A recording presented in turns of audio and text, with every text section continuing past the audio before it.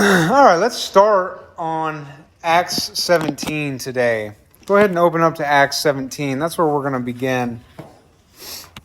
So today, we are going to be talking about the issue of borders and the issue of immigration.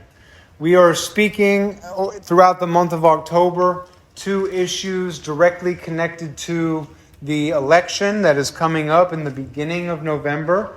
It is my goal for us to be equipped as the people of God to walk into the voting booth with a biblical worldview so that we can think about the election, so that we can think about all of the things that are going on. But anyway, the goal here for us is to be equipped to step into the voting booth with a biblical worldview, able to think about these political issues, not just because of this is what the talking head on my favorite news channel says, but these are the principles that Scripture brings to bear, and we want to apply those principles then to the way that we vote, to the way that we think about elections and politics. Our goal is not to lose sight of the unity that we have in Christ. Politics, of course, can be very contentious, but we want to come to this saying, what does Scripture say about some of these issues, and therefore how should we think about them? And then take that and glorify God in our voting, just like anything else. So I want to start out, I'm going to talk about 4 principles. There's 4 principles that I have in mind looking at this, and I want to form conclusions based on these first principles. So we're going to look at some, what you would call first principles, and then reason down from there, saying, therefore, this is true, right? If this is true, therefore, that is true. And that's what we're going to be doing. I'm just going to share those first 4 principles very quickly. The first one is that God Himself establishes peoples, nations, and borders. God is the one who establishes peoples, that is ethnic groups, people groups, nations, that is nation states, and borders, which of course borders are necessary for nation states. So God establishes those things. The second one, that aliens or migrants, I'm going to refer to them mostly as aliens just because I like to say that. So aliens are to be treated justly under the law, which means that they are not to be oppressed or taken advantage of. So aliens, migrants, strangers, immigrants, whatever your term is, they are to be treated justly under the law. They are not to be oppressed or taken advantage of. Number 3, aliens are subject to the same law as citizens. Migrants, immigrants, subject to the exact same law, equal weights and measures as a citizen would be. And then the fourth one is that it is an evidence of a divine curse for a people to be subject to foreign strangers. I'll say that again. It is evidence of a divine curse on a people if they become subject to foreigners, strangers. If strangers enter their land and subjugate them, that is the sign of a divine curse upon that nation. Housekeeping. Come in. They're silly. Okay, so those are our 4 principles. And let's go ahead and start with principle 1. This is where we are in Acts 17. Principle 1, God Himself establishes peoples, nations, and borders. Somebody please read Acts 17, verses 24 through 28. 24 through 28. The God who made the world and everything in it is the Lord of heaven and earth and does not live in temples built by human hands. And He is not served by human hands, as if He needed anything. Rather, He Himself gives everyone life and breath and everything else. From one man He made all the nations that they should inhabit the whole earth. And He marked out their appointed times in history and the boundaries of their land. But God did this is that they would seek Him and perhaps reach out for Him and find Him, though He is not far from any one of us. For in Him we live and move and have our being. As some of your own poets have said, we are His offspring. Okay, so if you were with us on Sunday, we made brief mention of this passage, but just to give us a little bit of a context here, the Apostle Paul at this point has gone into the city of Athens, the birthplace of democracy, right? And he's at a place that's called the Areopagus, which is like the town hall, basically. It's like a big public square meeting. And it says this is where the men would sit around and talk all day. That's all they did. They just shared ideas with one another. Excuse me. And while he's there, he begins to give his presentation. And he's looking around and he sees all these altars and all these gods. And he sees the altar of the unknown God.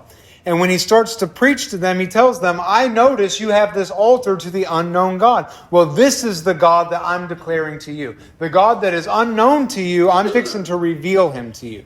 And that's where he gets into his saying here. And he begins to talk about the one true God, creator of heaven and earth, that is not worshipped and served by the hands of men. He does not reside in a temple, etc., etc. But it's verse 26 I want us to key in on. And this is the important verse for our discussion here. You might think, well, this is a weird passage for what we're talking about. But look at what he says in verse 26. He has made of one blood or of one man all of the nations of men to dwell on the face of the earth. He has determined the times before appointed and the bounds of their habitation or their borders. So out of one blood, that is to say from one man, that is Adam, God has created all of the different nations of men.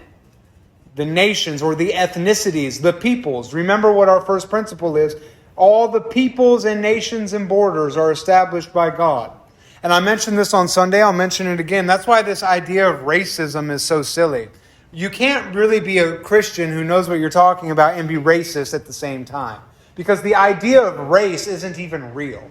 It's a fake, made-up concept. There's only one race, it's the human race. And out of one blood, from one man, all of the peoples of the earth have been created. Now, there are different ethnicities. There are different cultures. There are different languages. Different ethnicities have different strengths and weaknesses. I'm not saying none of that is true, but as far as like race goes, all humans, black, white, brown, yellow, we're all human. We all belong to one race. There are different strengths, different weaknesses, different cultures, different features, all of that, but one race, the human race, created in God's image, all descending from Adam. So for that reason, racism really has no place among the people of God. It's really just kind of an ignorance of what God has done and how he has formed the world. That's important for us to point out. Besides that, notice he says that these nations, these ethnic groups, were created by God, which means all of the distinctions that belong to the ethnic groups were made by God. It's good to be white. A lot of people will shame you for being a white person. There's nothing wrong with being a white person. After all, it's not like you chose it, right? But God created white people, and there's nothing wrong with being a white person. There's nothing wrong with being a black person. God created black people, and it is a beautiful, glorious thing. There's nothing wrong with being Asian. There's nothing wrong with being Hispanic. There's nothing wrong with anybody or right with anybody based simply on their ethnicity. It's cool to be an Irishman. It's cool to be Italian. It's cool to be Chinese. It's cool to be South African or Kenyan or whatever. Those things are differences that God has made.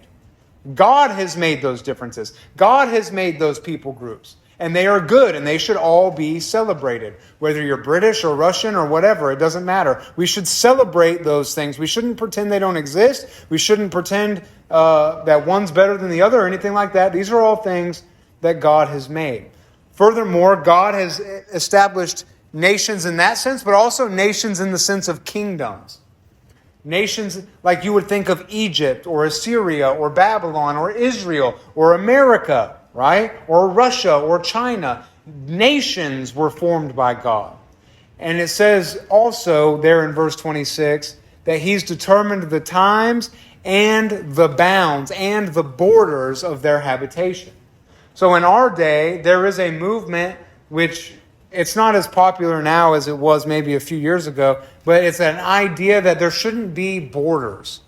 You've probably heard of open borders before. There shouldn't be borders. People should be able just to come and go wherever they want as they please. After all, we're all citizens of the earth, bro. So what are borders? Borders are just imaginary lines in the dirt somewhere. Well, that's not true. God establishes borders. Borders are a good thing. They are established by God. Just like we talked about on Sunday, government is a good thing that has been established by God. God doesn't establish bad things. So if he establishes borders, borders are good. We should take borders seriously. If he establishes ethnicities, ethnicities are good. We shouldn't have issues with ethnicities. Ethnicities are good things. We shouldn't shame people or elevate others because of their ethnicity. God created all of these things, and they are all good. Any thoughts or comments or questions about that? This is our first principle. So we want to make sure we're clear before we move forward. Well, if you take blood from any person, it's all red. You can't tell the difference once it's comes out of the body. It's all red. It's true. So I may be a little naive, there's a lot of the world I don't know. But from what I've seen, the biggest differences in the races is in the women's hair care aisle. Yeah. Yeah, that's true. Yeah. Yeah, and that's one of those those are ethnic differences, right? Like, of course, black people have different hair than white people do, and it requires different products, and that's okay. Those are things that God created, you know, and it should be celebrated. It shouldn't be something that people are ashamed of. It shouldn't be something that's made fun of or anything else. We should celebrate those ethnic differences because it reveals the beauty and diversity of God's creation. So that's good, yeah. Anybody else? Any other thoughts, questions, or comments about this before we start to make some conclusions? Well, we've already kind of spoken to it. If this is true, if God has established these things, that means that borders are good. We already said this. Ethnic diversity is good. All of these things, distinctions are good. Different languages are good. There's nothing wrong with different languages. There's nothing wrong with different ethnic things. There's nothing wrong with borders. All of these distinctions are good. And I think this is important because we really live in a world that is trying to do away with distinctions. In one sense, trying to make like everybody one, you know? Trying to eliminate ethnicities by, they call it, what do they call it? Race mixing and all of this stuff. There's like a project where they want to get rid of distinct ethnicities by just combining everyone together and making it like a big melting pot. They want to get rid of diverse languages and have everybody speak one language. Want to get rid of diversity of thought and have everybody think the same way. Want to get rid of borders and have everyone just be citizens of the world, like an EU type of thing for the whole world, right? There are people who want to abolish borders. And what I'm saying today is that all of those things, those distinctions that we have, are good. We shouldn't be ashamed of them. We shouldn't be afraid of them. We should celebrate them. They are good. They are made by God. Go ahead. I did make a point about the language. Originally, there was one language, and then there was the Tower of Babel. And God was like, they have one language and one purpose. And they're out of control, and they're picked the wrong purpose. We've got to stop them because they're trying to build a tower to heaven and not be God and try to stay all in one place when he told them to spread out over the earth. So the quickest thing he did to confuse everybody and make them move out was change their languages. So if we flip that around, if we're going to be one nation under God, if our nation is going to be united and work together to solve problems, we need one common language. And unless something has changed in the last few years and it went under the radar, we have never declared English to be the national language of America. And look at how much we spend. In Texas, all ballots are printed in English on one side and Spanish on the other. I heard one point in one county, somewhere in California, you went to take your driver's test or do something, it was in 56 different languages. We waste an awful lot of resources and still can't communicate with each other. I think we ought to get our lawmakers to declare English to be the government language. Now, you want to speak Spanish in your home? Go for it. You want to open a business? You want to have a Chinese restaurant and people run it who only speak Chinese when they're there? I'm okay with that. That's your personal business. If you can make it run, go for it. I am not opposed to learning other languages in school, though I get a little frustrated with, well, we need to learn how to speak Spanish because of how many Spanish people in here. It's like, well, what about Japanese? They're leading the world in trade. What about German? They're the world's leading engineers. Why don't we look at other languages for more than, oh, we have so many migrants here? So I am not opposed to immigration, but I'm like, we really need to go back to one language so we can all communicate and come together and solve problems. Well, think about what you have in Europe, which you had historically in Europe, which is roughly the same size as the United States, all of Europe, roughly. And think about all of the different peoples, all of the different ethnicities. You have, of course, the English, who are united by their common tongue, the English tongue. That's how you know an Englishman, because he speaks English.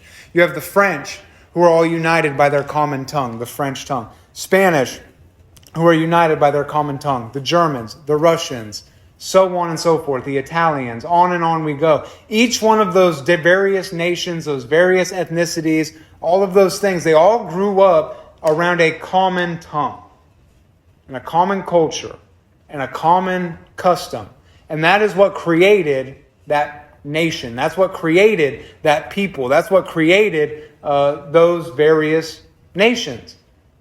And if you read the writings of the Founding Fathers, particularly the Federalist Papers, early on in the Federalist Papers, you see one of the arguments that the founders in America were making as to why we should not just be a bunch of distinct states, but one United States, was we all share a common language, the English language.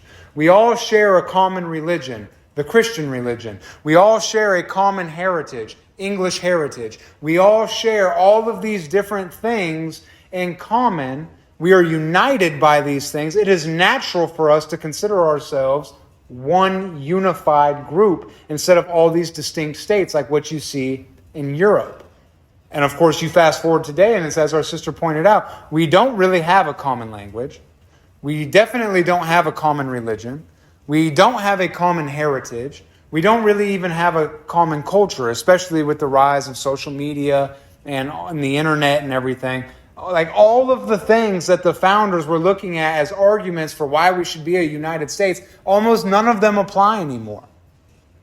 And we see the kind of destruction that it has wreaked in our society when we are no longer united by these core things that unite a people. These distinctions which ought to be embraced and celebrated, when we get rid of all of that, look at the discord and the disunity and the dysfunction that follows when we disregard all of those things. Very good point. Go ahead. Even with the English language, you can't understand some people from the north. I went out to Washington, D.C., and went into McDonald's and ordered a cup of coffee, and she said, "That'd be Eddie." It says. Yeah, it's true. I took a trip down to the bayou one time, and there was people talking there, and I didn't have a clue what they were saying. Every time I get down by Lafayette, I walk into a gas station, and you got people talking, and I'm just like, yeah, cool, okay, very nice, good to see you. Because yeah, you cannot understand a lick of what they're saying, and that's very true. And that's a regional thing, right? Different regions have different accents, and it's almost like a totally different language sometimes. So. Order tea up there and you get hot tea. Yeah. You don't know what it is. Right. So it's just a total different tea. That's because we call Texas down here. Well, you notice Europe has become kind of like the European, whatever, I forget the word. But for years and years, the business language of Europe has been English, more like proper British English, but still, when we have foreign exchange students come over here from anywhere in Europe, they know how to speak English. Now, if you're trying to learn how to speak American and my gosh, our idioms and colloquialisms can lead them, what are you two people talking about? But they know the basics. We can communicate with them. We have enough in common that we can share ideas and, that's what you're trying to say. So if even Europe is speaking English as a common business language, I really think our government needs to go to one language. Well, and that kind of leads me to my second point. So if it's true that God establishes these things, it's true that those distinctions are good. And my second conclusion here is that nations are right to have and to enforce these distinctions. It is not wrong for a nation to have their own distinctions and to enforce them. One example would be like, in this country, we speak English. That's the main language. If you're going to live here and function here, you better learn English because all the signs are in English, all the official paperwork is in English, etc. There's nothing wrong with a nation having those distinctions, whether it be language or culture or borders or whatever, and enforcing them. There's nothing wrong with that. God established those things, and it is proper for a nation to enforce them. Any thoughts or questions or comments about that? I don't know about this uncommon money thing, like euros. I just don't see how that would be good to have just one. Well, it's interesting, and if you'll, let's all turn to Leviticus 19 together while we're kind of focusing on that. Looking at Europe is interesting because Europe, the continent there, particularly Western Europe, is really trying this experiment of this unified continent where there's, one language amongst all these different people, one currency, no borders. This is a kind of thing that it's an experiment that they're trying in Europe. And I don't know how much you pay attention to what's going on in Europe, but they're having some serious problems over there. They're having some serious issues with immigration. They're having some serious issues with all of these foreigners coming into their little liberal republics and completely decimating them and destroying them. Europe's having a really hard time right now, and they're really struggling with their identity. They're really struggling politically. They're really struggling as far as establishing this liberal order that they're trying to establish and have been trying to establish for the last 80 years. It's not working out very good for them at this point. In no small part due to exactly what we're talking about. Instead of celebrating and enforcing their distinctions, they're trying to wipe them all away. And they're trying to say, being a European is an attitude. It's not a people, it's a set of ideas. And as long as you embrace these ideas, we'll welcome you into Europe. Well, what they've done is welcome in millions of North Africans and Middle Eastern people, and they don't want to be European. They don't want to be Western. They want to be who they are. And so what they're doing is completely taking over Europe. And Europe's not going to last for very long unless they do something different. And the same exact thing, I believe, is happening in the United States of America. Of course, America's always just a little bit behind Europe as far as that stuff goes. But the same thing, I think, is happening now. And we don't want to do that. We don't want to lose our distinctions. It's good for a nation to enforce their distinctions. That's what I think. Let's read Leviticus 19, 33 through 36. We're going to look at our second principle here. Our first principle, which is this. Aliens are to be treated justly under the law. They are not to be oppressed nor taken advantage of. So let's read Leviticus 19, 33 through 36. And if a stranger dwells with you in your land, you shall not mistreat him. The stranger who dwells among you shall be to you as one born among you. You shall love him as yourself, for you were strangers in the land of Egypt. I am the Lord your God. You shall do no injustice in judgment and measurements of weight or value. You shall have honest scales, honest weights, an honest him. I am the Lord your God, who brought you out of the land of Egypt. So here's this principle of equal weights and measures. And the idea here is that in the nation of Israel, what God is telling them is the stranger that lives among you, the foreigner, the migrant, the immigrant, the stranger that lives among you, you are not to mistreat them. You're not to be unjust to them. And this is not the only passage. There are many passages throughout the law of God which talk about this idea of how we're to treat the migrant and everything. It's all summed up in this, though. You are not to treat them unjustly. And why does he say that? Because you were strangers. You lived in Egypt. You were one of those people who were treated unjustly and unfairly as strangers in the land, and you're not going to turn around and do that. The migrant that is in your land, you shall love them as yourself, it says. You will use equal weights and measures. What does that mean? It means that you cannot have one set of laws, let's say for acquiring property for the Israelite or for the American, and a different set of laws for acquiring property for the Amalekite, let's say, or the Mexican. It would be unjust if we were to start saying, oh, well, as long as you're of European heritage as an American citizen and, yada, yada, yada, then you can do all of these other things here. But if you're not, or if you're living in this land but not as a citizen, then you cannot participate in the life of our culture. You cannot... Here's a better example. Forget about all that. Here's a good example. One of the things that we have in our country is the right to due process. Innocent until proven guilty, jury trial by your peers. That is a right that we have as American citizens. It would be unjust for us to withhold that same standard of justice to an immigrant. Even though they're not American citizens, even though they might not have those naturalized rights, it would still be unjust for us to deny an immigrant, legal or illegal, due process and criminal investigation. Why? Because we are to treat the stranger even as we treat ourselves. Equal weights and measures.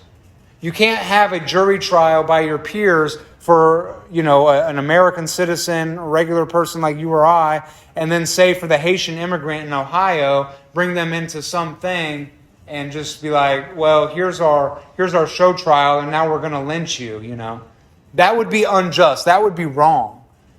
Go ahead. What about the terrorists that they put in, that special prison down there? Yeah. Yeah, that would be unjust and wrong, right? If you've got people who are abiding in our country who have not been convicted of a crime, well, they shouldn't be imprisoned and tortured. We have been convicted of terrorism, and we've got our own laws for that. That should apply whether you're native born or foreign born, and you can decide to become a terrorist in our country. Yeah. But it's that's true. But the issue is without following that due process, right? So it would be just as wrong to take a terrorist and imprison them in solitary confinement in Gitmo who hasn't been convicted of a crime as it is to take these people on January 6th who were never convicted of a crime, put them in solitary confinement and torture them in jails in D.C. Both of those things are wrong and unjust. One was happening to citizens, one is happening to non-citizens. Both of them are unjust. Does that make sense? Why don't we go ahead and get close to home? If we're going to hire people, and if we have decided that there's going to be a minimum wage, then the migrant workers get paid a minimum wage, but they also have to pay taxes. There's a lot of farms, and this scares me because it scares me what the price of food will be, but there's a lot of farms taking advantage of migrant workers. There's a lot of businesses in Texas hiring illegal aliens and paying them much less, but we're not collecting taxes on them. And it would be a huge change, I think, in our economy. But I think to be biblical, if we're going to hire them, we need to pay them American wages, but we also need to collect taxes because they're here. They're using our roads, they're using our schools. Yeah, that's exactly true. And this is one of the main reasons why immigration is such an issue. And whether you're Democrat or Republican, it doesn't matter. They both do the same thing. They want migrants to come in. Democrats and Republicans both. Big businesses alike. They want migrants to come in. Why? Cheap labor. That's the main reason. Cheap labor. And as our sister pointed out, it is unjust and wrong to take these migrants, these strangers, these aliens, and to pay them what is an unjust wage. That is an act of oppression. That is a form of taking advantage of the stranger. That's exactly what we just read, that the Lord said, do not do this. Use equal weights and measures. If the measure is $7.25 an hour, then that's the measure. Whether you're a stranger or a citizen. If that's the weight, that's the weight. If that's the daily rate of labor or whatever, that's the daily rate of labor. It is wrong to say, well, we're actually going to pay you like $3 an hour, and you're just going to take it because for you that's actually a lot, and you don't really know any different, and you don't really care. That's still wrong, and it perpetuates the problem. Go ahead. I think that one of the platforms for the Republicans is to make it illegal to hire illegal aliens. Make it very hard for people to hire them. Make it like illegal to hire them. Of course, it's already illegal. It's illegal to do that, but a lot of people do. Okay, but you can't have two wrongs don't make a right. Yeah, and like I said, there's going to be other things I think they're going to have to change to balance things out, because how many of our construction crews on our houses True. are getting paid less than what they deserve, but they're not paying taxes. But if we paid them like we're supposed to, I'm really scared what it's going to take to finally get my roof fixed. Yeah. But I don't think there needs to be a federal minimum wage, because there's a big difference between how far $15 goes in poor areas of Mississippi and Louisiana and what it costs to live in New York or California. I don't think a federal minimum wage works. But I do believe we don't need to oppress people. I don't think the immigrants crossing the border is a problem. They've been doing that forever. I think it's the volume that they cross one time of 5,000 a year, 5,000 maybe. And they're not vetted. It's who's coming to. Yeah. I read a story, it was a tale told by a rancher. And it's been a 3-generation ranch down there on the border. And the guy's like, when I was a little kid, there would be people come across our ranch, and my grandparents would make sure that there was a well out there in a bucket, and they could get water anytime they needed to. Sometimes they would have some basic supplies in a little shed out there. And there would be the occasional stranger would come through, and sometimes they'd go, can I work for a while? I need to work to eat. And he said that some of their best horse trainers came from that. But then, now fast forward to his day, now that he's the dad on the ranch, he's like, they're coming through in droves, and they're not the same kind of people. He's like, we have to lock everything up. The migrants of his grandfather's day were polite, and they would ask, and they would not destroy anything, but they're coming through, they're stealing stuff, you have to lock your houses, you have to lock your barn, they're destroying things randomly for no reason.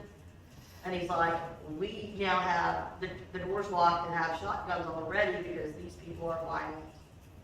So there's one story that sticks with me is there was a group of somewhere between like 10 and 12 Russian people come through. 2 of them were on the terrorist watch list. Those 2 were detained, but it's like, what about the other 8 or 10 people in that group?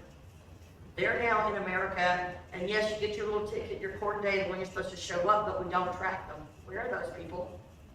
Did those 2 terrorists that we caught, was that a whole group of terrorists, or did they just happen to be able to sneak in our border with them? But those are the ones we caught. We now have, I think it's up to 1/3 of the people coming across our border are Chinese.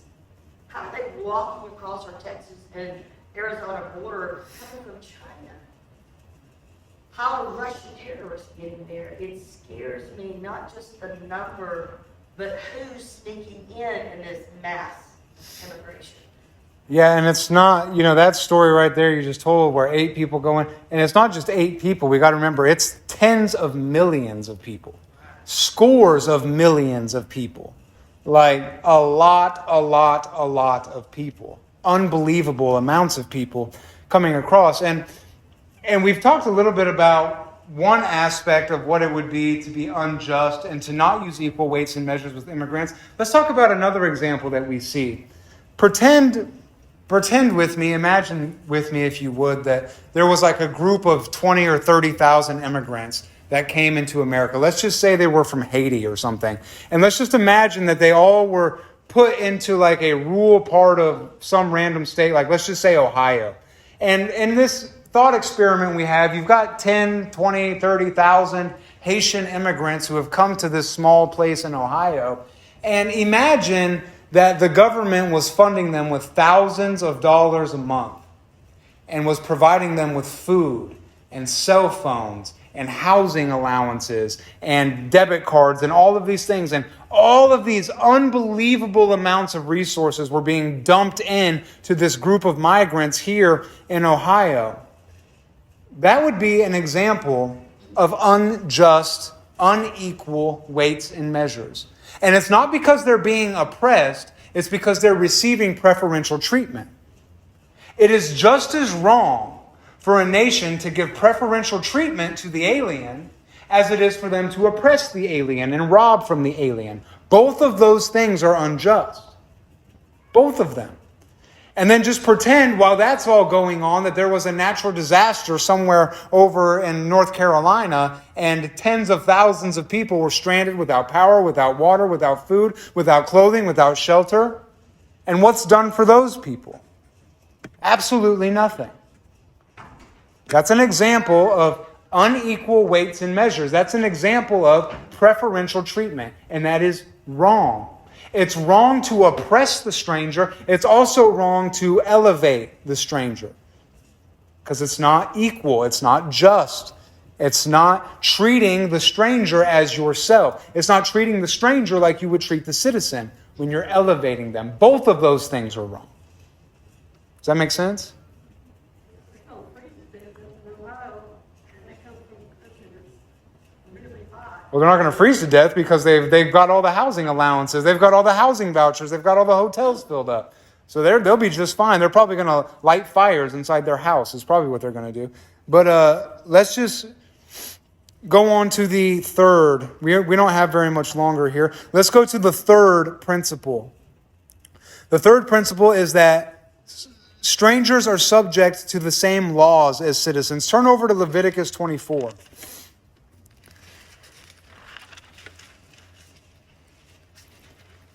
So not only should the stranger not be taken advantage of, but strangers are also subject to the same laws. And I'm going to extend this out and say they are subject to the same customs. And we'll see why I'm saying that here in just a moment. Let's read verses 10 through 16 and verse 22. So 10 through 16 and verse 22. Now the son of an Israelite woman, whose father was an Egyptian, went out among the sons of Israel. The Israelite woman's son and a man of Israel struggled with each other in the camp. And the son of the Israelite woman blasphemed the name of God and cursed. So they brought him to Moses. Now his mother's name was Shulamith, the daughter of Dibri of the tribe of Dan. Just to interrupt for 1 second, notice what you have here. You have a half-breed, if you will. Half Egyptian, half Israeli. So this is an interesting situation. Go ahead, continue. And they put him in custody so that the command of the Lord might be made clear to them. But the Lord spoke to Moses, saying, Bring the one who was cursed outside the camp, and let all who heard him lay their hand on his head, and let all the congregation stone him.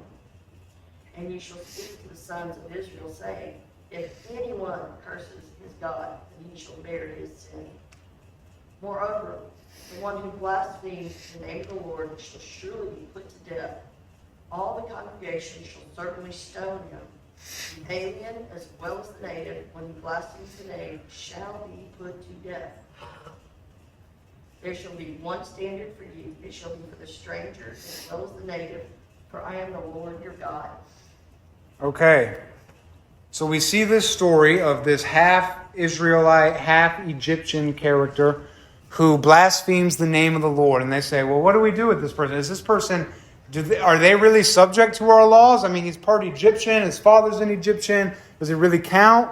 You know, or can we really expect to hold foreigners to the same standard that we have?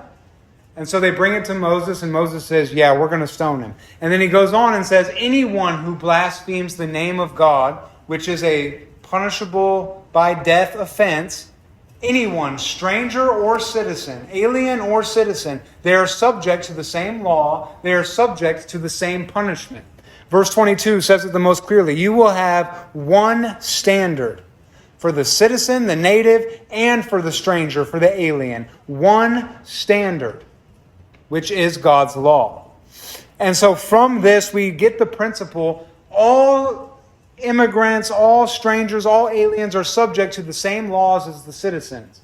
And even more than that, this is a good case to be made for the idea of assimilation. Because what you have here, yes, it is a law of blasphemy, but it is also a religious tradition. It's a religious custom. And so you say, well, maybe this Egyptian doesn't believe in the same God that you do. So who cares if he blasphemes the name of your God? He doesn't even believe in that God. So what does it matter? Well, they say, no, this is a law in our land. This is our God. He spoke against our God, and he gets the same punishment, whether he's a citizen or whether he's part of the covenant or whether he's not, whether he's a stranger, whether he's a native.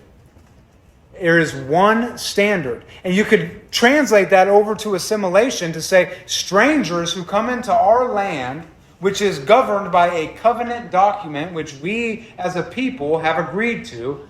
We are in a mutual covenant with one another and with the nation, all of that stuff. We all are bound by the conditions of this covenant. Anyone who comes to live in our society has to follow the rules.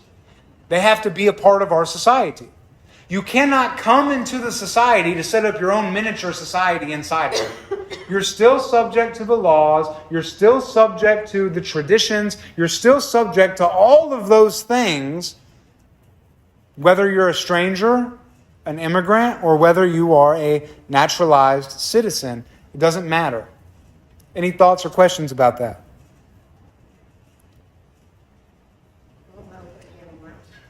Well, from this, I conclude that the alien who violates American law is subject to punishment. And I've been thinking a lot about the issue of deportation, and I'm not going to get into all of this right now, but, because on one hand, we want to be just, but on the other hand, there is one standard of law. So we don't want to oppress anybody, but we do have a standard of law. And here's just something for you to think about. In the United States of America, if I was wanted for a felony offense, it would not be uncommon for the police to raid my house, kick my door in at 4 o'clock in the morning, arrest me, and take me away to jail. Not because I've been convicted of a crime, because I'm wanted for a crime. I'm suspected of having committed a felony crime. And if that's how we treat American citizens, then it's not unjust to raid the homes of immigrants and round them up and deport them, because they are suspected of criminal offenses in the United States of America.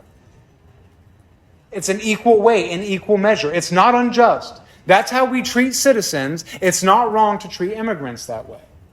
That's just something that I've been thinking about, trying to work through in my own mind on this issue. And this passage, this principle really illustrates that. And I know that that's strong and ugly and we don't like to think about it, but it is true. If that's the standard we use, then we can use that standard for immigrants as well. It's not different. It's not unjust. That's just the way that it is. We do that in this nation. Another thing that I get off of this is that it is disordered. It is disordered to allow immigrants into your nation to usurp and overthrow your society. How did I write it down? It is disordered to allow foreigners to come into your nation, disrespect your customs, and violate your laws. That's disordered. And any nation that tolerates that and puts up with that is not going to last for very long. Go ahead. Essentially, when they took across the border, got towards the Republic, they were trespassing. And so, what would you do to me if I was trespassing? That could happen. It could.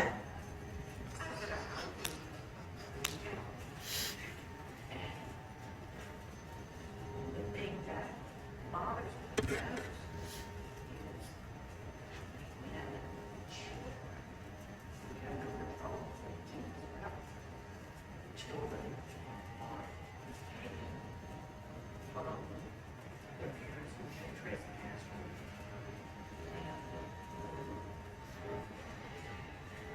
And everything that happens to them not getting back to them.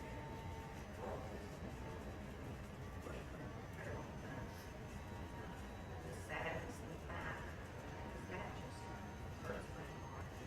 Yeah. And some of the balance that how many parents are trying to get their kids away from drug cartels and are paying the coyotes to bring the children up here. The coyotes are using the children to pair up with terrorists and other people to pretend to be a family to get them across the borders. So there's a whole lot of human trafficking going on. And there's a whole lot of health problems. They're coming in sick, they're coming in without their vaccines. There's so many ways. This is a terrible mess. There's some of them they get here and they find a way across without going through the border crossing officially. And we're finding their bodies in the desert because we don't need them anymore. We got gang members and drug dealers across. And so now, Or we're finding tractor trailers full of scores of people who just get roasted in the hot sun. yeah, there's so much injustice in the whole thing. It's so complicated, there's not going to be a simple solution. Sister Lois, did you have something? Your comment, it's not right for immigrants to disrespect our customs. I was wondering how immigrants are disrespecting our customs. Some of them are refusing to say the Pledge of Allegiance, which you have the right to not say the Pledge of Allegiance, but you at least need to be respectful. And some of them are very disrespectful in school. There's also one coming in who refused to speak English. And in a lot of places, you need to be bilingual to be hired on at hospitals and such. Because of the amount of people coming to the emergency room because they have no health care insurance, because they're not citizens and it's not required of them. I'll give you an interesting example. In Dallas and in Colorado, we've heard about this. There are entire apartment complexes that have been taken over by gangs of immigrants where all of the people who live there have been just evacuated out. And they have basically just been given these huge sections of the city over into their control. Police won't do anything about it. Military won't do anything about it. It's just been taken over by gangs of violent, criminal immigrants. And they just run it like they would run whatever back wherever. Just gangs of criminals who are doing these things. And that's one example. So that's when they disrespect our laws and don't obey them, but what about customs? I get the English and not doing the pledge and stuff, but our custom as Americans, what do they I'm disrespect? not sure I will. We have large neighborhoods now of Muslims. Some reason I think Detroit is one of the places they had. And I understand that you have the right to have your religious holidays off. But they're trying to bring a lot of their Muslim customs in. And that includes oppression of women.